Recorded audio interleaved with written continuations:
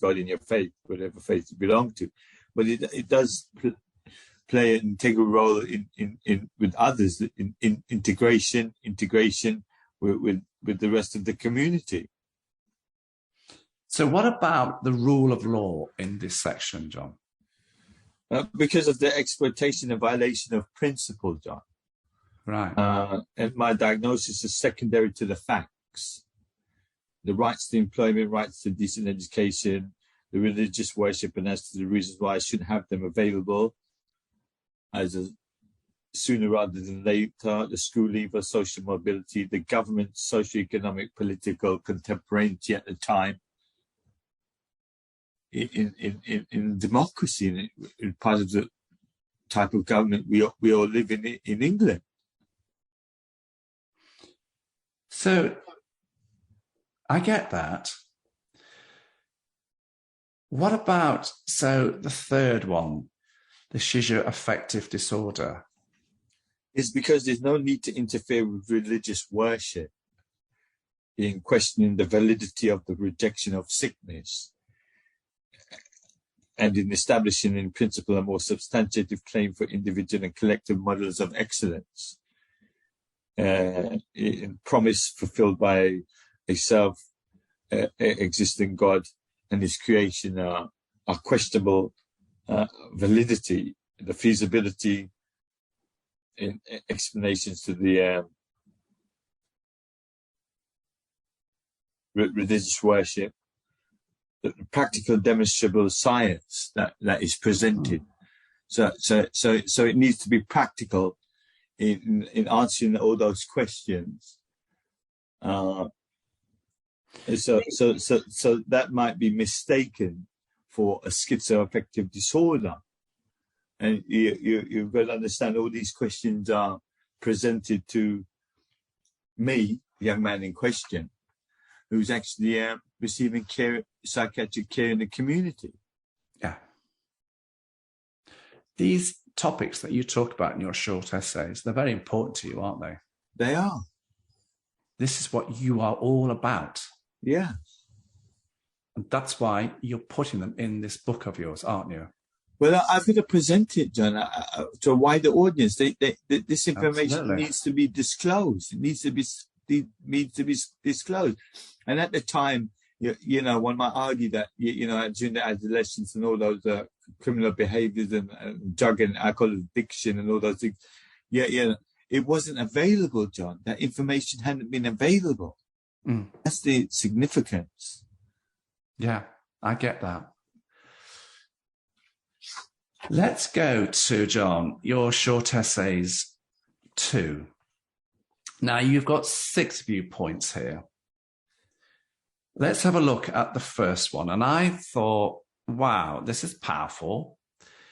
And I thought, shall I choose another one within these viewpoints here? But I thought, no, I'm just going to stick with this one. And of course, this is sin.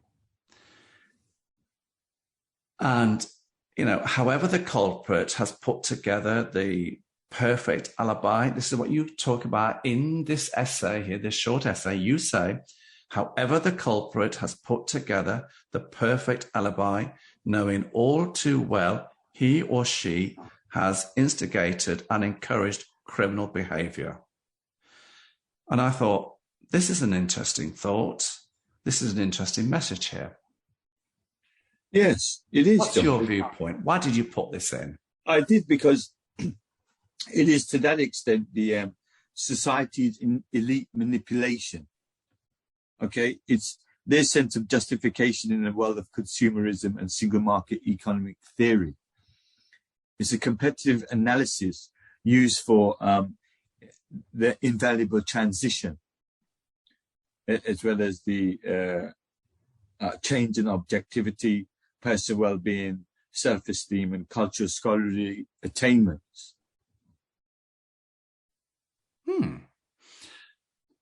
That's an interesting viewpoint.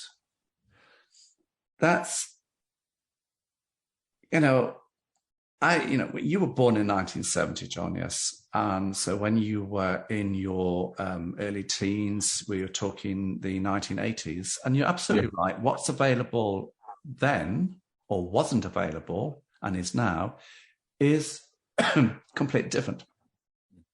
And there's a lot more support for people who face the issues that you face, the mental issues that you faced now than was then.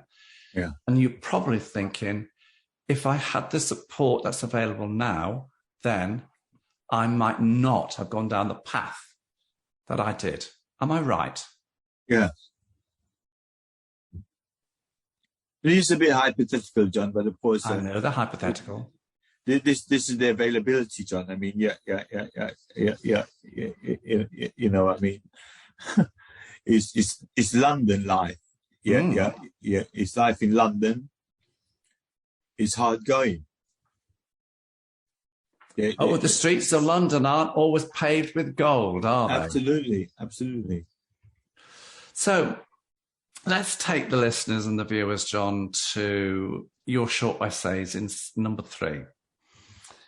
Now, number 3, the short essays in number 3 and in number 4, you've got, these are the big sections in the book, because within each section of 3 and 4, these short essays, you've got 32 intriguing topical discussions as far as I can see. So I've picked out one in each section. So in the short essays 3, can we talk about fallacy? Now here you talk about being saved from an awful dilemma. Why have you put fallacy in here? There's no span of attention to deride my senses for disbelief, John. Mm-hmm. And that's the lost within the occultism, the vain philosophy, the Omar distortion of reality, the plans to exclude me as John. That's the fallacy. Right. Where did you feel so strongly about that you needed to put this in the book? I did. Because I think it's a powerful short essay, to be honest with you. I did. And I picked another one, short essay in section 4. Yeah. Infallibility. Now, I picked this quite deliberately because, you know, I'm very proud to say that I'm a practicing Roman Catholic. And of course, the head of the Roman Catholic Church is the Pope. And there are many within that church, or this church, who say that the Pope is infallible. Yeah. And that is part of his doctrine. Yeah. So I thought, I'm going to ask this.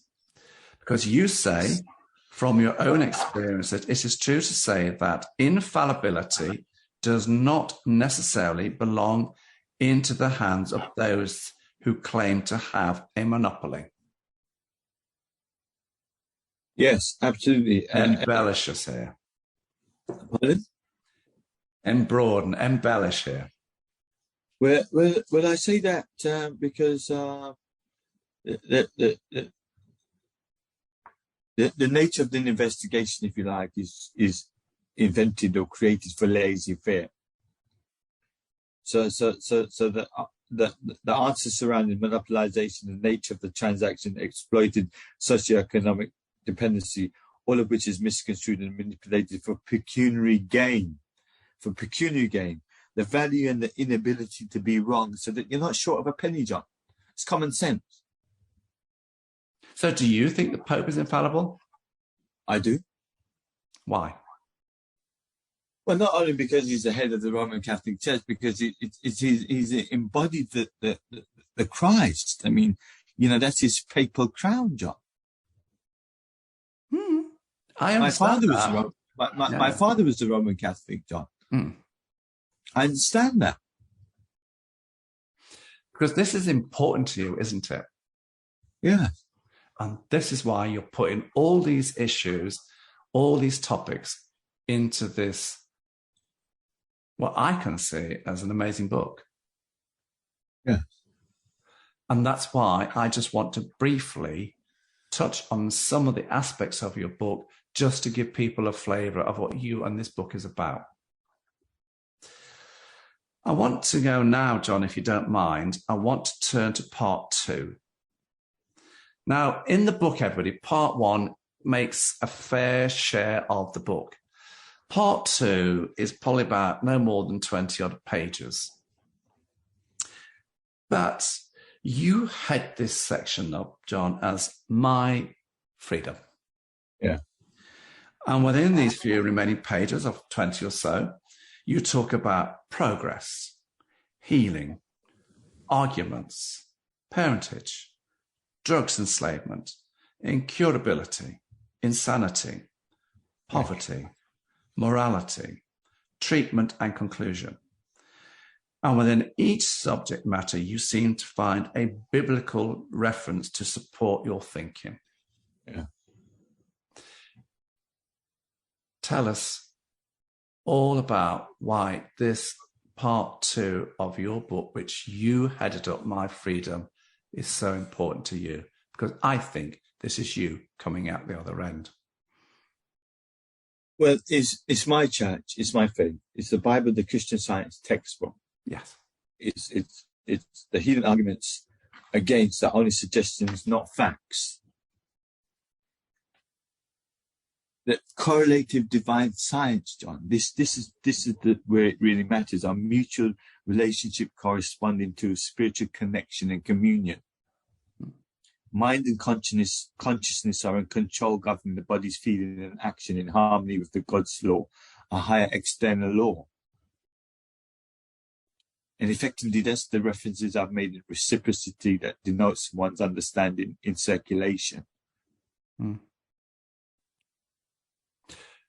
This, I know I've said this several times, but this is important to you, isn't it?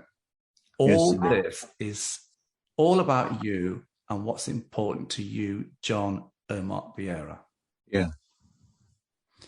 How long did it take you to write this book, John? 6 years. Because it was published in 2018, wasn't it? Yeah. Well, it took me another 2 years to get to the publishers, but I started in 2012. I finished in 2016, but it took me 2 more years to go to press, which is 2018. So that was 2012, 6 years. 6 years. Did you enjoy writing the book? I did. I loved it. Did you gain any personal experiences? Did you draw any personal conclusions from it yourself as you researched all this?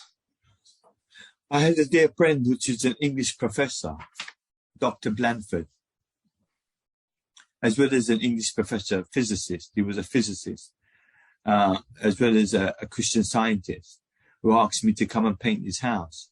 And I had no idea. Now, I was studying at the time computer literacy, not too far from where he lived in the city of London. And so I went and I painted this house for him. And this man was a genius. And I began to feel the work as a Christian Science practitioner that entails a Christian Science practitioner that was life-changing for me. If you ever meet these people, they're Christian scientists. That's what you call them, Christian scientists. Yes. They're devoted practitioners in the healing message of the Christ. Do you learn a lot from the Christian Science community? I do. I have the literature in my house in front of me, right here, right beside me. If you want me to read any part of it, yeah, I can read any part of it right now to you. Let's just stick to the book, John. Yeah. Okay. Do you want to? Because you're passionate about what you do, and this book, you're passionate about it. You're passionate about the Christian Science faith, and this is why this book is a spiritual book about the life and times of John Omar Vieira. Yeah. This is the nub of it, everybody. I'm intrigued, John, as to where are you on your own life journey at the moment, and does your Christian Science faith still play a significant role in your life?